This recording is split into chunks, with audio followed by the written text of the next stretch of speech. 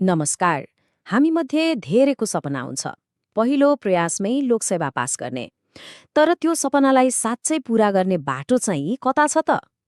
आज हामी त्यही 5वटा शक्तिशाली मन्त्रबारे कुरा गर्दैछौँ, जसले तयारीलाई एउटा सही दिशा दिन्छ र सफलताको नजिक पुर्याउँछ। ल सुरु गरौँ है त। हो, लोकसेवाको तयारी सुन्न जति सजिलो लाग्छ गर्दा उत्ति नै गाह्रो होइन त। एकातिर यति मोटो मोटो किताबको सिलेबस, अर्कोतिर हजारौं कम्पिटिटर्स अनि घर समाजको प्रेसर त छँदैछ। यो सब सोच्दा त मनमा डर लाग्नु आत्तिनु एकदमै नर्मल हो। धेरैलाई त लाग्छ होइन फर्स्ट अटेम्पमा त कहाँ सकिन्छ र, यो यात्रा असम्भव जस्तै लाग्छ। तर के साँच्चै त्यस्तै हो त? हेर्नुस्, सफलता भनेको कुनै जादु होइन, न त भाग्यको खेल नै हो। यो त एउटा सिस्टम हो, एउटा सही स्ट्र्याटेजी र लगातारको मेहनतको रिजल्ट हो। आज हामी त्यही सिस्टमबारे कुरा गर्दैछौँ, जसले मनको त्यो डरलाई आत्मविश्वासमा बदल्न सक्छ।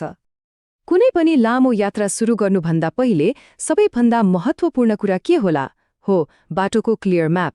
लोकसेवाको तयारी पनि त एउटा लामो यात्रा जस्तै हो, र यसको म्याप भनेको के हो त? सिलेबस हो, पाठ्यक्रम।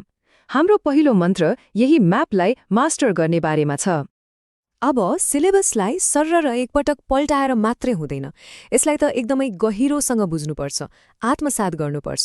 कुन टपिकबाट कस्तो क्वेसन सोध्छ, कुन च्याप्टर चाहिँ एकदमै इम्पोर्टेन्ट छ, यो सब कुरामा फुल क्ल्यारिटी हुनुपर्छ। किनकि यही नै हो स्ट्र्याटेजीको पहिलो र सबैभन्दा बलियो जग।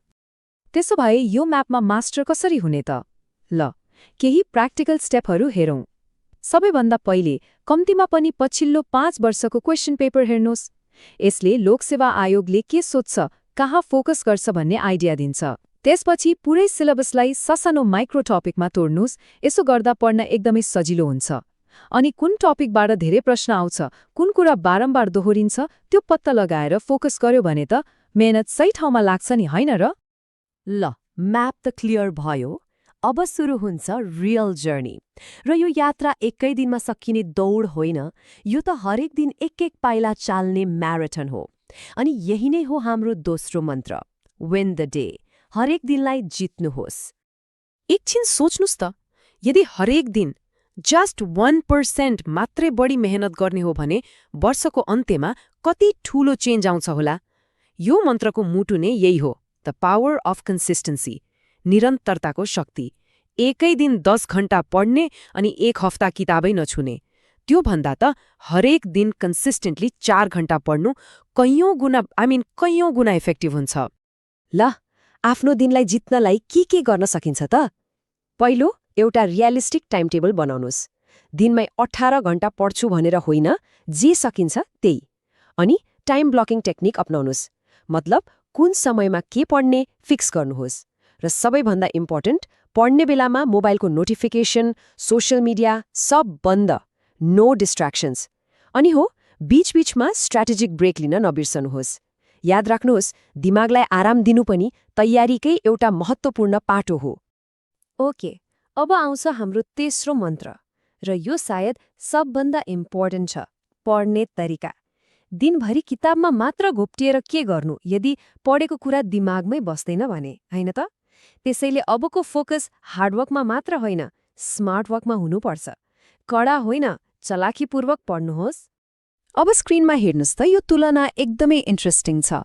हामी मध्ये धेरै जसो प्यासिभ लर्निङ गर्छौँ, मतलब किताब पढ्ने, भिडियो हेर्ने वा हाइलाइटरले रङ्गाउने।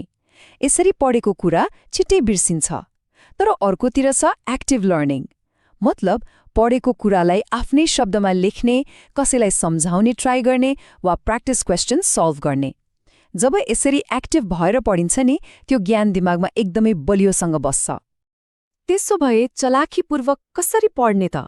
केही टिप्स छन्। एउटा टेक्निक छ एक्टिभ रिकल।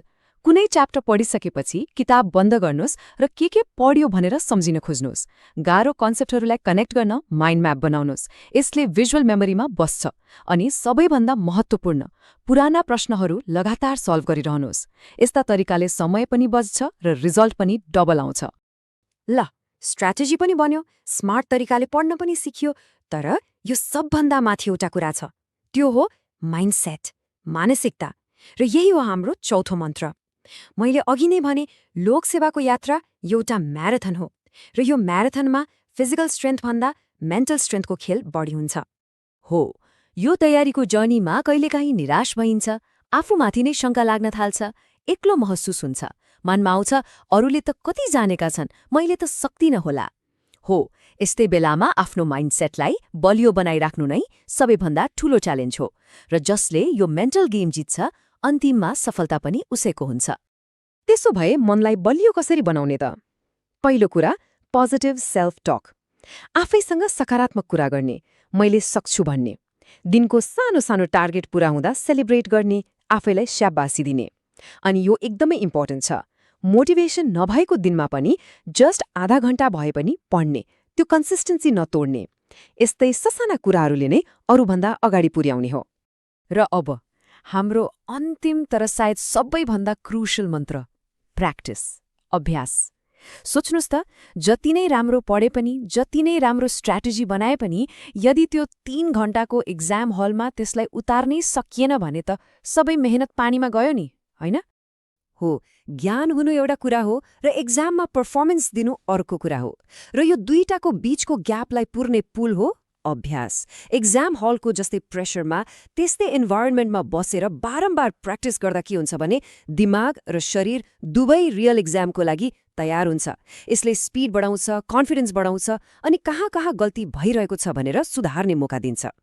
ल, अभ्यासलाई पर्फेक्ट बनाउने तरिका के हो त? सक्नुहुन्छ भने हरेक हफ्ता कम्तीमा एउटा फुल लेन्थ मक टेस्ट दिनुस्, एकदम रियल एक्जामको जस्तै टाइम लगाएर कुनै डिस्टर्बेन्स बिना। अनि टेस्ट दिएर मात्र भएन, त्यसपछि हरेक गल्तीको एनालिसिस गर्नुस्। कुन प्रश्न किन बिग्रियो, कहाँ कमजोर छु भनेर पत्ता लगाउनुस्, किनकि रियल कम्पिटिसन अरूसँग होइन, हिजोको आफ्नै पर्फर्मेन्ससँग हो। ल त, अब यी 5वटा मन्त्रलाई एकै ठाउँमा राखेर हेरौँ। फर्स्ट एटेम्प्टमै सफलता? यो असम्भव बिल्कुलै होइन, तर हो, यसको लागि एउटा सिस्टम्याटिक एन्ड डिसिप्लिन्ड जर्नी चाहिँ चाहिन्छ। एकचोटि फेरि रिक्याप गरौँ। यी 5 मन्त्रहरू नै सफलताका आधार स्तम्भ हुन्। पहिला, नक्सा अर्थात् सिलेबस बुझ्ने। दोस्रो, हरेक दिनलाई जित्ने। तेस्रो, स्मार्ट तरिकाले पढ्ने। चौथो, आफ्नो माइन्डसेटलाई बलियो बनाउने। र पाँचौं, प्र्याक्टिसलाई पर्फेक्ट बनाउने। यो सिस्टमलाई फलो गर्ने हो भने सफलताको सम्भावना डेफिनेटली बढ्छ। लाओ त्सुको एउटा भनाइ छ नि, 1000 माइलको यात्रा पनि एउटै पाइलाबाट सुरु हुन्छ। यसको मतलब के हो भने त्यो ठूलो लक्ष्य पूरा गर्नको लागि आजै एउटा सानो कदम चाल्नुपर्छ। सपना देखेर मात्रै केही हुँदैन, त्यसलाई पूरा गर्न काम सुरु गर्नै पर्छ। भोलिबाट सुरु गर्छु, आइतबारबाट गर्छु होइन, रियल तयारी अहिलेबाट, यही मोमेन्टबाट सुरु हुन्छ। अब प्लान मात्र बनाउने होइन, काम गर्ने बेला हो। अब एकछिनको लागि आँखा चिम्लेर सोच्नुहोस्, यी 5 मन्त्रमध्ये आजै राइट नाउ आफ्नो तयारीमा लागू गर्न सकिने त्यो एउटा सानो कदम, ए सिंगल स्टेप कुन हो? के त्यो सिलेबसको एउटा सानो टपिक पढ्ने हो कि आजको लागि एउटा टाइम टेबल बनाउने हो? त्यही पहिलो कदमले नै सफलताको पूरा यात्रा तय गर्नेछ। सबैलाई धेरै धेरै शुभकामना।